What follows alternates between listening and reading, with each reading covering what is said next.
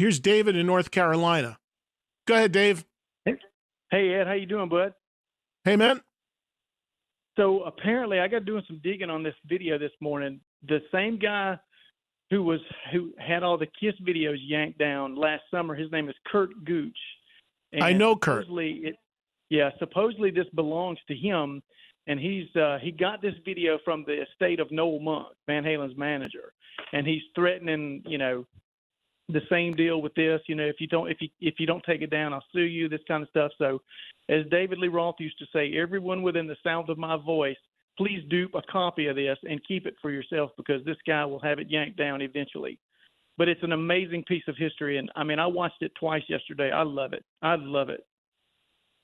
So David, I know Kurt. Kurt's been on this show.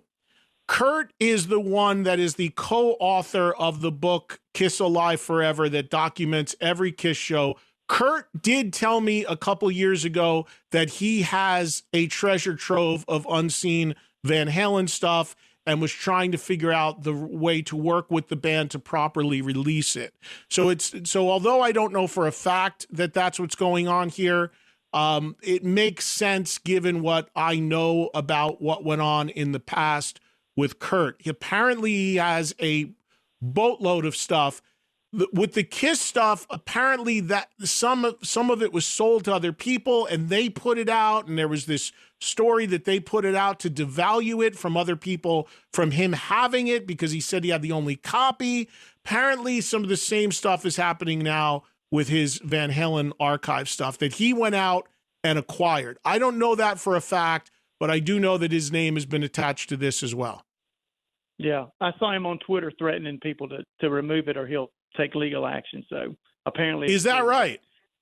Yeah, I did see screenshots on online today where he was threatening people to take it down. So, I mean, it's as a Van Halen fan I heard music from the Elder when I was 8 years old, and the kid's older brother came down the hall and said, "What are you guys listening to?" He said, "We told him Kiss." He said, "No, you need to listen to this."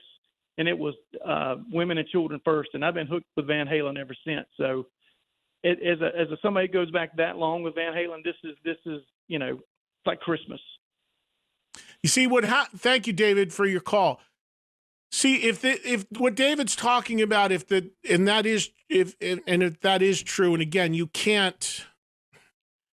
And I'm not saying David's wrong. I just don't know. What I do know is you just got to be so careful believing anything you see or hear, especially on the internet, especially if you're even talking like, a website or a screen grab or a post or something like that, because it can all be manipulated. Look at what's going on with AI now. You got stuff out there where people are talking like pretending there's somebody else, like impersonating people through AI.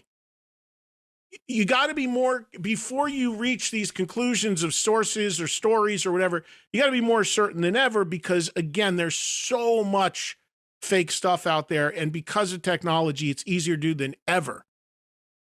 But if he is correct about the whole thing with Kurt and that story, okay, so Kurt goes out and legally acquires and buys this footage from people.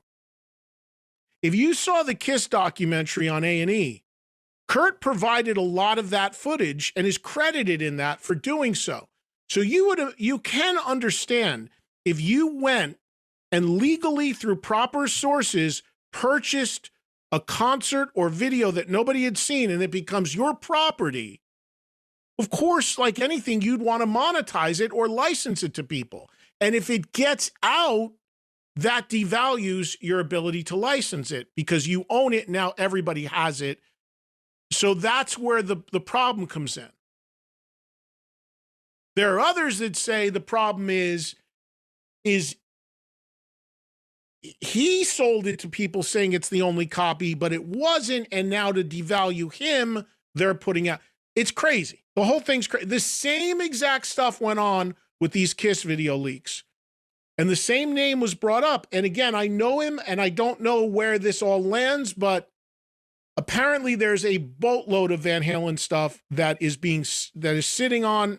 And I know that he wanted to put this out through proper channels, working with the band. But we all know how that lands. I mean, the band can't even put out a box set. The band can't even put out, until recently, couldn't figure out a way to approve Sammy Hagar remasters. The Van Halen catalog's been reissued like 3 times without a bonus track to be found. There's a box set that's just sitting there that hasn't come out. So, that's challenging. Challenging to work with them in that way. Look, it'd be wonderful if this can come out in the right way and we can get a lot of this stuff and everybody gets treated fairly on however it's got to happen. But in the meantime, it coming out just took care of an entire Tuesday show. But it's, I know you guys are like me. We're geeks. We love this shit. All right, tomorrow we're going to get into top 50 singers in rock according to Billboard and tear that apart. Sorry for the technical glitches a couple times today. Out of my control, but we should have it ironed out, and we'll be back live tomorrow, 3 o'clock Eastern time, to talk more rock with you on Trunk Nation. Have a good Tuesday.